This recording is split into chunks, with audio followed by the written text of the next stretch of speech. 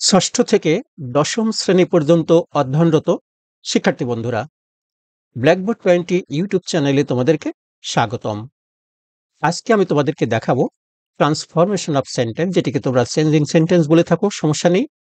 এর একটি পার্ট, সেটা হচ্ছে নেগেটিভ থেকে অ্যাফার্মেটিভ। গত ক্লাসে আমি তোমাদেরকে অ্যাফার্মেটিভ থেকে নেগেটিভ করা দেখিয়েছি। আজকে দেখাবো নেগেটিভ থেকে কি করে আমরা অ্যাফার্মেটিভ করব। এই ক্লাসটি ষষ্ঠ থেকে দশম শ্রেণী সবার জন্যই প্রযোজ্য। তো আসো আমরা ক্লাসটি শুরু করি। রুলস 11, পেজ নাম্বার 80, 80 পৃষ্ঠা। কোথা থেকে সেটি আমি তোমাদের এই ক্লাসের শেষের দিকে দেখিয়ে দেবো। 80 পৃষ্ঠা থেকে 11 নম্বর রুলসে এই কথাটি লেখা আছে। এই কথাটি কি আছে? নেগেটিভ সেন্টেন্সে ব্যবহৃত যেই শব্দটি মূল তথ্য প্রদান করে। আচ্ছা, এই যে আমরা একটা বাক্য লিখেছি, she is not an insincere girl, সে একটি আন্তরিকতা শূন্য মেয়ে নয়। তার মানে সে কেমন মেয়ে? আন্তরিক মেয়ে। তাহলে এই যে সিনসিয়ার অর্থাৎ আন্তরিকতা, ইনসিনসিয়ার আন্তরিকতা শূন্য, এই শব্দটা ব্যবহার করার জন্যই কিন্তু আমরা এই বাক্যটি বলেছি। অর্থাৎ নেগেটিভ সেন্টেন্সে ব্যবহৃত যেই শব্দটি মূল তথ্য প্রদান করে, অর্থাৎ যেই শব্দটিকে কেন্দ্র করে বাক্যটি বলা হয়, আমরা কিন্তু মেয়েটি যে ইনসিনসিয়ার নয় সেটি বলার জন্যই কিন্তু এই বাক্যটি বলেছি। তার মানে এই শব্দটিকে কেন্দ্র করে আমরা বাক্যটি বলেছি। সেই শব্দটির অ্যান্টোনিম, মানে এই শব্দটির অ্যান্টোনিম লাগবে, অর্থাৎ বাংলায় যেটাকে আমরা বলি বিপরীত শব্দ লাগবে। এর পূর্বে ব্যবহৃত নট বা নেতিবাচক শব্দ যেমন নট, নো ইত্যাদি উঠে দিয়ে ষষ্ঠ থেকে দশম শ্রেণীতে অধ্যয়নরত শিক্ষার্থী বন্ধুরা, ব্ল্যাকবোর্ড 20 ইউটিউব চ্যানেলে তোমাদেরকে স্বাগতম। আজকে আমি তোমাদেরকে দেখাবো ট্রান্সফরমেশন অফ সেন্টেন্স, অর্থাৎ তোমরা এটিকে চেঞ্জিং সেন্টেন্স নামে চিনো। তো চেঞ্জিং সেন্টেন্সের মধ্যে বা ট্রান্সফরমেশন অফ সেন্টেন্সের যে কতগুলো স্টেপ আছে, তার মধ্যে একটা গ্রামারের নাম হচ্ছে নেগেটিভ অ্যাফার্মেটিভ। গত সপ্তাহে তোমাদেরকে আমি অ্যাফার্মেটিভ থেকে নেগেটিভ করা দেখিয়েছি। আজকে দেখাবো নেগেটিভ থেকে কি করে অ্যাফার্মেটিভ করবে। এই ক্লাসটি ষষ্ঠ থেকে দশম শ্রেণীর সকল শিক্ষার্থী দেখতে পারো। তো চলো ক্লাসটি শুরু করি। বলছে নেগেটিভ সেন্টেন্সে ব্যবহৃত যেই শব্দটি মূল তথ্য প্রদান করে। আজকে এই বাক্যটি কিন্তু তোমরা খুব ভালো করে বুঝবে। এই বাক্যটি আমরা বেশি আলোচনা করব, তারপরে গুলোতে আমাদের বেশি আলোচনা করার প্রয়োজন হবে না। এইখানে তোমরা কিন্তু ভালো করে বুঝে নেবে। নেগেটিভ সেন্টেন্সে ব্যবহৃত যেই শব্দটি মূল তথ্য প্রদান করে। আচ্ছা, এই আমাদের নেগেটিভ সেন্টেন্স, যে নট আছে, এটা একটা নেগেটিভ সেন্টেন্স। এখানে মূল তথ্য প্রদান করে বলতে কি বোঝাচ্ছি? She is not an insincere girl, সে একটি আন্তরিকতা শূন্য মেয়ে নয়। তার মানে কি? সে আন্তরিক মেয়ে। এই যে সে যে আন্তরিকতা শূন্য মেয়ে নয়, এই শব্দটা বলতে গিয়ে, এই কথাটা বলতে গিয়েই কিন্তু আমরা এখানে এই শব্দটি ব্যবহার করেছি। তার মানে এটি হচ্ছে এই সেন্টেন্সের মূল তথ্য। অর্থাৎ এই শব্দটিকে কেন্দ্র করে আমরা এই বাক্যটি বলেছি। যেই শব্দটিকে কেন্দ্র করে বাক্যটি বলা হয়, তাহলে আমরা বুঝতে পারলাম ইনসিনসিয়ার এই শব্দটিকে কেন্দ্র করে আমরা এই বাক্যটি বলেছি। সেই শব্দটির অ্যান্টোনিম বা বিপরীত শব্দ ব্যবহার করে এবং এর এর পূর্বে ব্যবহৃত নট বা নেতিবাচক শব্দ যেমন নট, নো ইত্যাদি উঠিয়ে দিয়ে, এই যে এর আগে ব্যবহৃত নট, নো যেটা থাকবে কেন সেটিও আমরা উঠিয়ে দেব। এবং নেভার থাকলে নেভারের পরিবর্তে অলওয়েজ লিখবো। এখানে যদি নট না থাকে, নেভার থাকে, তার পরিবর্তে অলওয়েজ লিখে অ্যাফার্মেটিভ সেন্টেন্সকে নেগেটিভ করতে হয়। তো তোমাদেরকে ইনসিনসিয়ার এই শব্দটিকে আমরা বলেছি মূল তথ্য প্রদানকারী শব্দ বা কেন্দ্রীয় শব্দ, সেটা বুঝতে পেরেছি। আরেকটু উদাহরণ দেখে নিই। Belal is not a lazy boy, Belal একটা অলস বালক নয়। তার মানে সে কি হার্ডওয়ার্কিং বয়, সে কঠোর পরিশ্রমী বালক। এটি হচ্ছে আমাদের কেন্দ্রীয় শব্দ। আবার দেখো, Riya is not a dishonest girl, Riya কিন্তু অসৎ মেয়ে নয়। এই যে রিয়া সম্পর্কে এই তথ্যটা বলবার জন্যই কিন্তু আমরা এই পুরো বাক্যটা বলেছি। তাহলে এই দুটো সেন্টেন্সকে যদি আমরা এখন অ্যাফার্মেটিভ করতে চাই, লেজির বিপরীত শব্দ লাগবে হার্ডওয়ার্কিং, নটটা কেটে দেওয়া লাগবে। ডিসঅনেস্টের বিপরীত শব্দ অনেস্ট, নটটা কেটে দেওয়া লাগবে। মোটামুটি এই হচ্ছে আমাদের আইডিয়া। তো এই দুটো বাক্য আমরা করবো না, এটা কেটে দিলাম। এই বাক্যটাকে এখন আমরা শুরু করব। তাহলে বলা হয়েছে এটার বিপরীত শব্দ নটটা কেটে দেবো। তাহলে এই শব্দগুলো কি হবে? কোনো পরিবর্তন করব না। আমরা লিখলাম শি ইজ, নটটা কি করবো? কেটে দেবো। আসলে নটটা কেটে দিই, এই নটটা কেটে দিলাম। এবার আমরা এই আর্টিকেলটা লিখে ফেলবো। এটা তো আমাদের কাটতে বলা হয় নাই, পরিবর্তন এখানে আর এখানে। আমরা আর্টিকেলটা লিখলাম। এনটা আ হলো কেন একটু পরে বলছি। এখন এইটার কি লিখবো? বিপরীত শব্দ লিখবো। ইনসিনসিয়ারের বিপরীত শব্দ হচ্ছে সিনসিয়ার, ইনটা বাদ দেবো। আমরা লিখলাম সিনসিয়ার। তারপর পরের শব্দটুকু বসিয়ে দিলাম।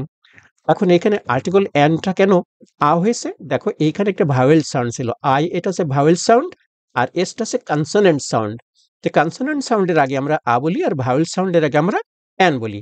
আর একটু সহজ সরল ভাবে বললে কি বলতে হবে, ভাওয়েলের আগে অ্যান বসে আর কনসোনেন্টের আগে আ বসে, যদিও এটার মধ্যে একটু ত্রুটি আছে। যাই হোক, আমরা এটা জানলাম যে কি করে আ হলো আর কি করে অ্যান হলো। এবার আমরা আরেকটি বাক্য দেখি। She is never late. এই যে এবার আমাদের নেভার আসছে, আমরা শিখেছি নেভারের পরিবর্তে অলওয়েজ লিখবো, আর তো মূল শব্দের যেটাকে কেন্দ্রীয় শব্দ তার বিপরীত শব্দে লিখবো। তাহলে দেখো, শি ইজ নেভার লেট, সে কখনোই দেরি করে না, এটি আমাদের তথ্য। এর বিপরীত শব্দে লিখবো, আর নেভার থাকলে কি লিখবো, অলওয়েজ লিখবো। তাহলে আমরা লিখলাম শি ইজ, নেভারের পরিবর্তে লিখলাম, ও নেভারটা কেটে দেবো, কেটে দিয়ে আমরা কি লিখবো, অলওয়েজ লিখবো, লিখলাম। এবং এটার বিপরীত শব্দ কি, লেটার বিপরীত শব্দ হচ্ছে পাংচুয়াল, আমরা লিখে দিলাম punctual. She is always punctual, সে খুব সময়নিষ্ঠ, সে কখনো সময়ের কাজ সময় করতে দ্বিধা করে না, সবসময় সে নিয়ম মতো চলে। পরে বাক্য, শি নেভার কামস লেট, সে কখনোই দেরি করে আসে না। তাহলে আমরা নেভারের পরিবর্তে অলওয়েজ লিখবো, লেটের একটা বিপরীত শব্দ লিখবো। তাহলে শিটা কি করব, বসিয়ে দেবো, বসিয়ে দিলাম। নেভারেরটা কেটে দেবো, নেভারটা কেটে দিয়ে কি লিখবো, অলওয়েজ লিখলাম। তারপর কামস ভার্ব, এটি বসিয়ে দিলাম।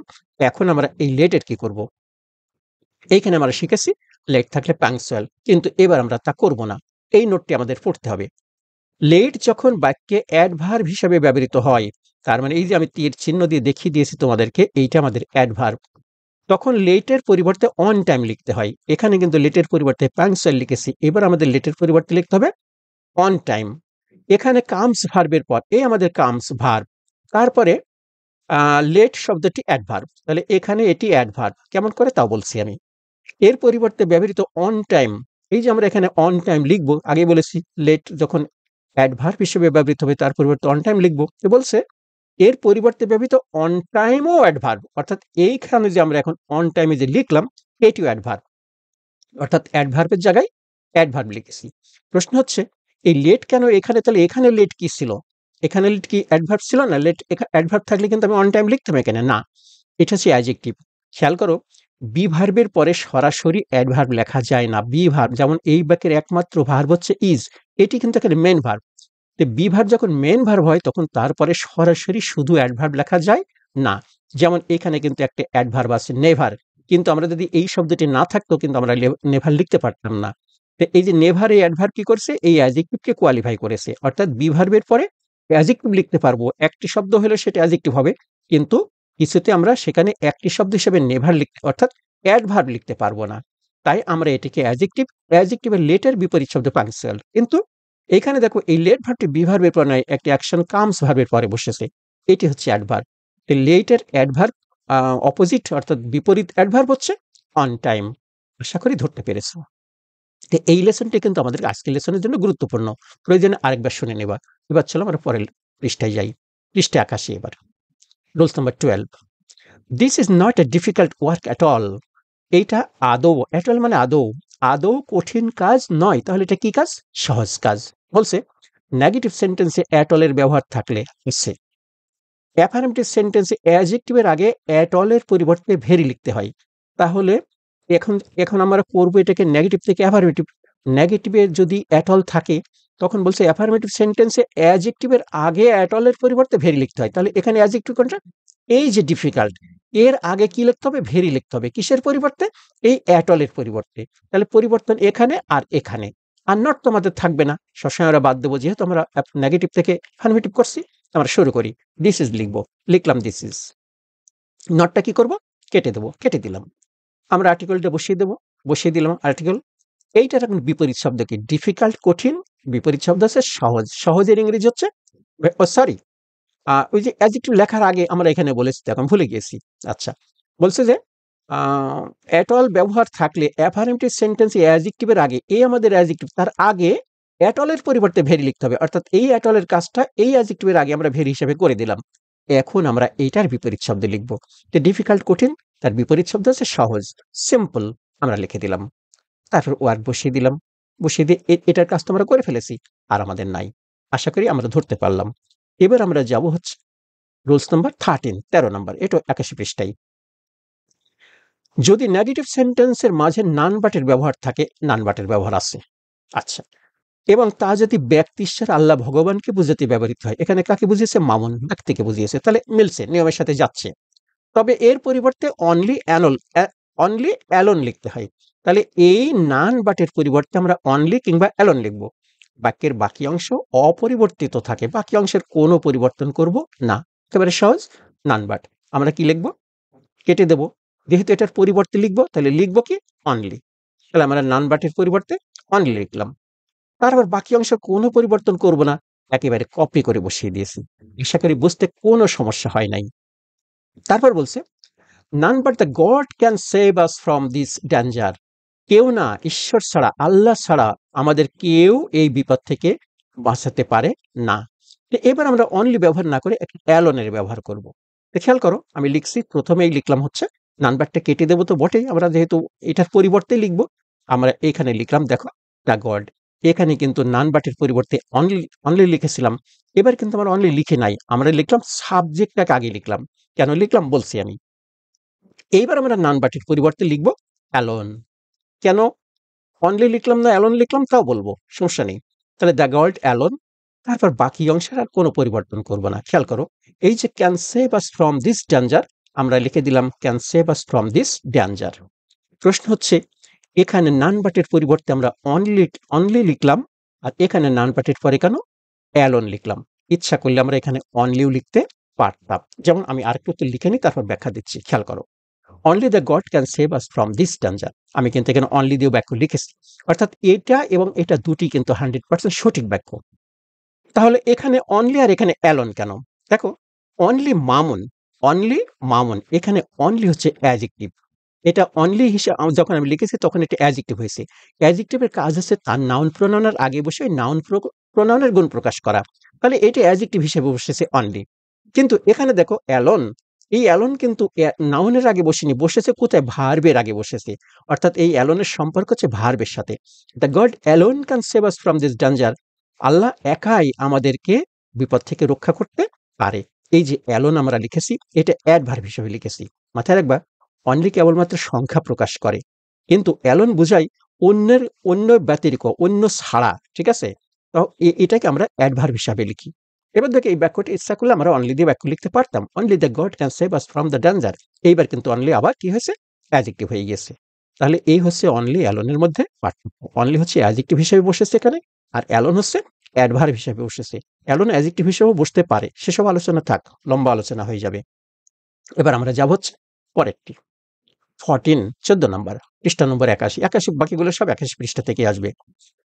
যদি নেগেটিভ সেন্টেন্সে ক্যানট বাটের ব্যবহার থাকে তবে তাকে অ্যাফার্মেটিভ সেন্টেন্সে ক্যানট বাটের পরিবর্তে মাস্টের ব্যবহার করতে হবে। আর কোনো কিছুই বলা নাই, তার মানে শুধু পরিবর্তন হবে ক্যানট বাটের জায়গায় মাস্ট, আর কোথাও কোনো পরিবর্তন করব না। খুব সহজ, যখন কোনো নেগেটিভ সেন্টেন্সে ক্যানট বাট থাকে তার পরিবর্তে মাস্ট লিখে দেবো। খেয়াল করো, আমাদের ইউ কোনো পরিবর্তন করলাম না, ক্যানট বাটের এটা কেটে দেবো, কেটে দিয়ে কি লিখবো?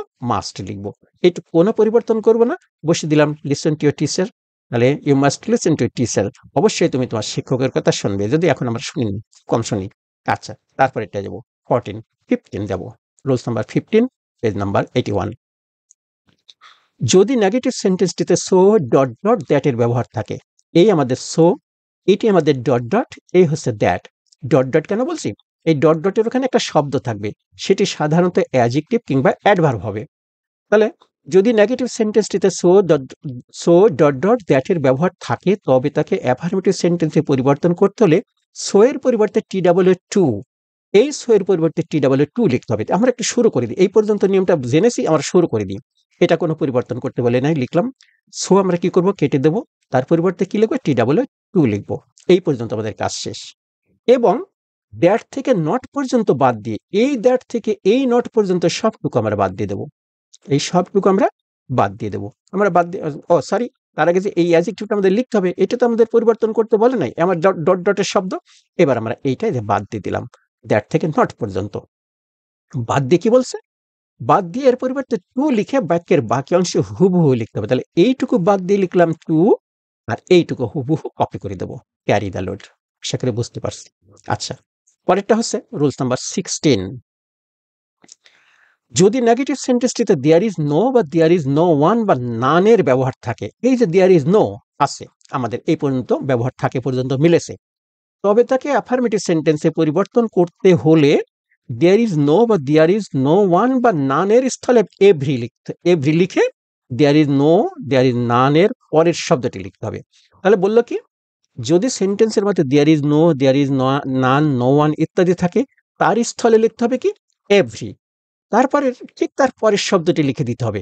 তাহলে আমরা শুরু করতে পারি, দেয়ার ইজ নো আমরা কেটে দেবো, আমরা কেটে দিলাম, কেটে দিয়ে এর জায়গায় কি লিখবো, এভরি লিখলাম। বলছে তার পরের শব্দটি অর্থাৎ এই শব্দটি লিখতে হবে। এখানে যদি ওয়ান থাকতো ওয়ান লিখতাম, মাদার আছে মাদার লিখে দিলাম, এভরি মাদার। এখন বাট কি করতে হবে, এরপর নেগেটিভ সেন্টেন্সের বাট, এটা নেগেটিভ সেন্টেন্স, এই যে নো আছে তাহলে এটা নেগেটিভ সেন্টেন্স, আমরা তো জানি নেগেটিভ থেকে অ্যাফার্মেটিভ করছি। নেগেটিভ সেন্টেন্সের বাট বাদ দিয়ে এটা বাদ দেবো, এরপর থেকে বাক্যের বাকি অংশ হুবহু লিখে দেবো। তাহলে বাটটা কেটে দিলাম, কেটে দিয়ে এই অংশটুকু আমরা হুবহু লিখে দিলাম। তাহলে every mother loves her child, প্রত্যেক মাই তার শিশুকে ভালোবাসে। পরের বাক্যটি, দেয়ার ইজ নো ওয়ান বা নান বাট লাইকস ফ্লাওয়ার্স। আবার দেয়ার ইজ এবার কি আছে, ওয়ান বা নান আছে। আচ্ছা, তাহলে আমরা কি করবো, দেয়ার ইজ নো এর পরিবর্তে কি লিখবো, এটা কেটে দেবো, কেটে দিয়ে কি লিখবো, এভরি লিখবো। লিখলাম। এবার এর পরের শব্দটি কি আছে, এই যে ওয়ান আছে, দেয়ার ইজ নো ওয়ান, তাহলে আমরা লিখবো হচ্ছে ওয়ান। তাহলে আমরা এই পরের শব্দটি নিয়ে নিলাম। তাদের বলি, এই নো ওয়ান আমরা যদি এইরকম থাকতো দেয়ার ইজ নান, অর্থাৎ নো ওয়ান না থেকে যদি এমন থাকতো দেয়ার ইজ নান, তখন আমরা লিখতাম এভরি ওয়ান। তো তখন ওয়ান কোথায় পেতাম, এই যে নো ওয়ান, নো আর ওয়ানের সরি নানের মধ্যে আছে নো এবং ওয়ান, সেই ওয়ানটা আমরা এখানে নিয়ে আসতাম। আশা করি পরিষ্কার। তারপরে একই কথা, এই যে নেগেটিভ সেন্টেন্সের বাদটি বাদ দেবো, এটা আমরা বাদ দিয়ে দেবো, বাকি অংশ হুবহু লিখে দেবো। আমরা লিখে দিলাম লাইক ফ্লাওয়ার্স। তারপর আমরা যাব 17 81 পৃষ্ঠে। এটি আমাদের আজকে শেষ লেসন, কিন্তু এটি আমাদের আজকে শেষ বাক্য।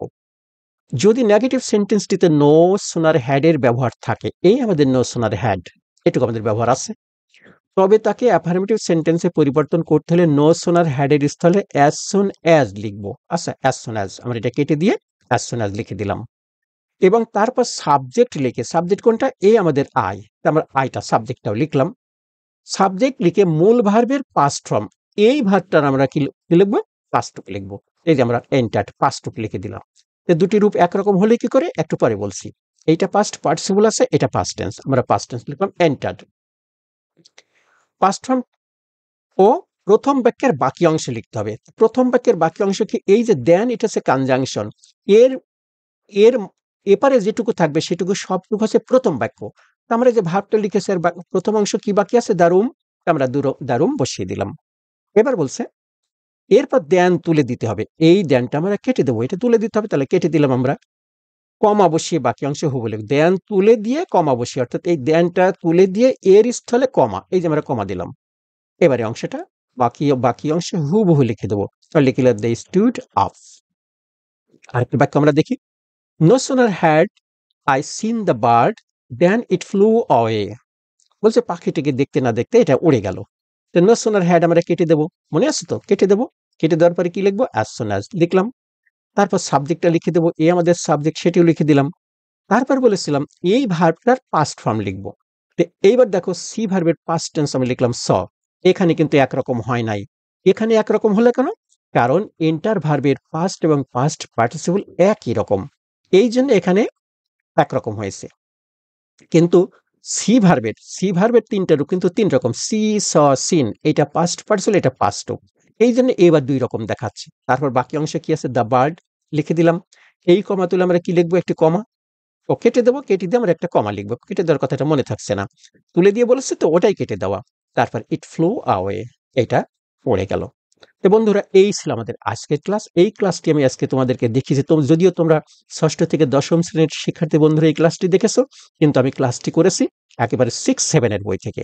6-7 এর বই, এগুলার 6-7 থেকে শুরু করে 9-10 এ অ্যাফার্মেটিভ নেগেটিভ একই জিনিস, এদের কোনো পার্থক্য থাকে না। তো চলো তোমাদেরকে দেখে আসি এই বইয়ের কোথা থেকে আজকে তোমাদের এই ক্লাসটি আমি দেখালাম। হ্যাঁ বন্ধুরা, এই হলো আমাদের আজকের যে ক্লাসটি আমি তোমাদের কাছে, সেই বইয়ের চ্যাপ্টার 5। তো এই চ্যাপ্টার 5 থেকে কিন্তু আজকে আমি তোমাদের ক্লাসটি দেখেছি। পৃষ্ঠা নম্বর ছিল আমাদের কত, 80-81 সম্ভবত তোমাদের মনে আছে। যে আমরা একটু যদি ৮০ পৃষ্ঠায় অন্য আসি, হ্যাঁ এই যে ৮০ পৃষ্ঠা, এই যে ৮০ পৃষ্ঠা রুলস 11, এই যে নেগেটিভ টু অ্যাফার্মেটিভ, এইটা দেখো হুবহু আমি এখান থেকে তুলে নিয়ে গেছি। তারপর এই যে এক্সাম্পল গুলো, এগুলো কিন্তু আমি হুবহু দেখেছি, একটা অক্ষর আমি এদিক ওদিক করি নাই। লেটের উপরে তোমাদের একটা নোট দেখিয়েছি, লেট কখন অ্যাডভার্ব হবে। তারপর দেখো এই যে this is the difficult task, তারপর no no none but Mamun, none but God, তারপরে ইউ ক্যানট বাট, সবগুলো দেখেছি। He was too so weak that, তারপরে দেয়ার ইজ নো মাদার, তারপর দেয়ার ইজ নান, এ দিয়েছে, তারপর নো সোনার হ্যাড ইত্যাদি দেখেছি। এই সবগুলা সেন্টেন্স তোমাদের কাছে দেখেছি, এবং দেখো এখানে সবগুলার নিয়মগুলো এখানে হুবহু আমি কপি করে নিয়ে গেছি, হুবহু কপি করে তোমাদেরকে দেখিয়েছি। তো বন্ধুরা, যদি আমার এই ক্লাসটি তোমাদের ভালো লাগে, নিঃসন্দেহে তোমাদের নিশ্চয়তা দিচ্ছে আমার সকল বইগুলো তোমাদের উপকারে লাগবে। কারণ আমার বইয়ের মধ্যে যেভাবে নিয়মগুলো ডিসকাস করা আছে, সেইভাবে আমি তোমাদের ক্লাসগুলো দেখাই। তোমরা ক্লাসগুলো দেখার সময় যদি আমার বইটা তোমাদের সাথে থাকে, নিঃসন্দেহে তোমরা জানবে যে তোমাদের অনেক উপকার হবে। চলো বইটা তোমরা কিভাবে পেতে পারো সেটি দেখে আমরা আজকের ক্লাস শেষ করব। যদি এই বইটি তোমরা পেতে চাও, সাধারণত আমি দুটি মাধ্যম ব্যবহার করে বইটি পাঠিয়ে থাকি। তার একটা হচ্ছে সুন্দরবন কুরিয়ার সার্ভিস, আর একটা হচ্ছে কন্টিনেন্টাল কুরিয়ার সার্ভিস। কিন্তু আমি বেটার ফিল করি সুন্দরবন কুরিয়ারকে, কারণ এইটি অ্যাভেলেবল। তো এই বইটি তোমরা পেতে চাইলে আমার মোবাইল অথবা হোয়াটসঅ্যাপ নাম্বারে যোগাযোগ করতে হবে। যোগাযোগ নাম্বারটা হচ্ছে 01740717656, এই নাম্বারে। আর এই বইটির মূল্য হচ্ছে 290 টাকায়। এটি ষষ্ঠ সপ্তম শ্রেণীর বই, এই বইটি ষষ্ঠ এবং সপ্তম শ্রেণীর। পরের দ্বিতীয় বইটি দেখো, দ্বিতীয় বইটি হচ্ছে শর্ট সিলেবাসের। 2026 সালে অর্থাৎ 25 সালে তোমরা যারা ক্লাস 10-এ পড়ছো, এই বইটি তাদের জন্য। এই বইটি পেতে হলে যোগাযোগ একই নাম্বারে করতে হবে, আমার হোয়াটসঅ্যাপ নাম্বার আমি আগেই বলেছি, আর বলতে চাচ্ছি না। আর এই বইটির মূল্য হচ্ছে 290 টাকা। আমার তৃতীয় বইটি হচ্ছে স্টুডেন্টস হ্যান্ডবুক 4। এই বইটি 25 সালে তোমরা যারা নবম শ্রেণীতে, অর্থাৎ তোমরা যারা 27 সালে পরীক্ষা দেবে, এই বইটি হচ্ছে তাদের জন্য। এই বইয়ের মধ্যে থেকে প্রচুর ক্লাস করেছি আমি। তো এটাও পাইতে হলে একই নাম্বার, আমার একই নাম্বারে যোগাযোগ করতে, মোবাইল অথবা হোয়াটসঅ্যাপ নাম্বার, এইটা হচ্ছে আমার নাম্বার। আর এই বইটির বিক্রয় মূল্য হচ্ছে 340 টাকা। আমার শেষ বইটি হচ্ছে ষষ্ঠ থেকে দশম শ্রেণীর শিক্ষার্থীদের জন্য। একই বইয়ের ষষ্ঠ থেকে দশম শ্রেণীর সকল গ্রামার একটা বইয়ের মধ্যে, আমি যে নিয়মগুলো বলি সেই নিয়মগুলো এর মধ্যে পাওয়া যাবে। এই বইটার বিক্রয় মূল্য হচ্ছে 350 টাকা। অনেক শিক্ষকের কাছে আমি বইটা বিক্রি করে থাকি, অধিকাংশ ক্ষেত্রে আমার শিক্ষকরা আর সম্মানিত শিক্ষকরা এই বইটি নিয়ে থাকেন। এখন কথা হচ্ছে, তারা কি গ্রামার জানেন না যে আমার এই বই নেন? না, তারা গ্রামার জানেন। কিন্তু ওই যে একটা কথা আছে না, যে আসলে প্রচুর পরিশ্রম, শিক্ষকদেরকে প্রচুর পরিশ্রম করতে হয়। কিনারা ক্লাস নেন, তোমাদের মূল্যায়ন করেন, প্রশ্ন সেট আপ করেন, নানান কাজে তারা গ্রামারের নোটগুলা গুছিয়ে লিখে হাতের কাছে রাখতে পারেন না। এই আমার এই বইটি তাদের হাতে থাকলে কি হবে? সকল গ্রামারগুলো তাদের হাতের পাশে থাকবে। এই জন্য অনেক শিক্ষক সারা বাংলাদেশ থেকে আমার এই বইটি নিয়ে থাকেন। এই বইটির বিক্রয় মূল্য 350 টাকা। আর নাম্বারটা শেষবার বলে দিই, 01740717656, এই নাম্বারে। আজকে আর নয়, খুব শীঘ্রই দেখা হবে তোমাদের সাথে নতুন ক্লাস নিয়ে। বন্ধুরা, এই ক্লাসটি দেখার পরে তোমাদের কি এরকম ভালো লাগলো, না এরকম ভালো লাগলো? এরকম ভালো লাগলে কিছুই বলার নেই। তবে যদি এরকম ভালো লাগে, তাহলে নিঃসন্দেহে আমি একটি লাইক পেতেই পারি। সেই সাথে অবশ্যই ক্লাসটিতে কমেন্টস করবে। তোমরা কমেন্টস করলে আমার ভালো মন্দ ত্রুটিগুলো ধরতে পারি। আর অবশ্যই আমার ক্লাসের আপডেট পেতে চ্যানেলটিকে সাবস্ক্রাইব করে রাখো, আর সকল বন্ধুদের সাথে ক্লাসটি শেয়ার করে দাও। আজকে আর নয়, খুব শীঘ্রই দেখাবে নতুন ক্লাস নিয়ে। সেই পর্যন্ত তোমাদের সবাইকে আল্লাহ হাফেজ।